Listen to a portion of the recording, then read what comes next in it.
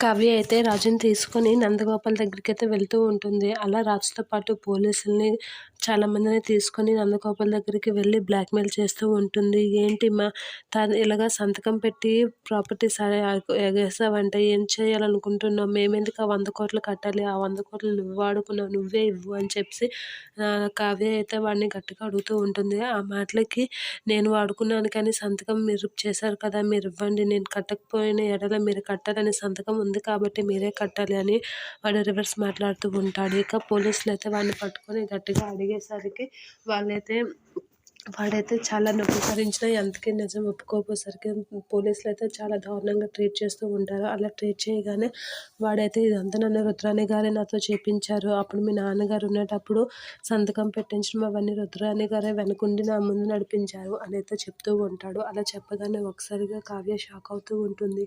ఏంటి ఇదంతా రుద్రాణి గారు చేపించారా?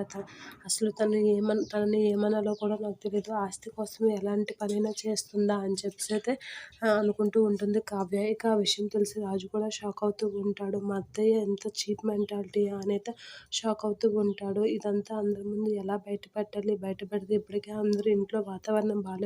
ఇంకా ఇదంతా తెలిస్తే అస్సలేం బాగోదు అని చెప్పేసి కావ్య, రాజు అయితే ఆలోచిస్తూ ఉంటారు. ఇక నందగోపాల్ ద్వారా అయితే ఆ 100,00,00,000 అప్పుని రివర్స్ రుద్రాణినే కట్టమనేటట్లుగా చేస్తూ ఉంటుంది. అలా చేయగానే రుద్రాణి ఒకసారిగా షాక్ అవుతూ ఉంటుంది.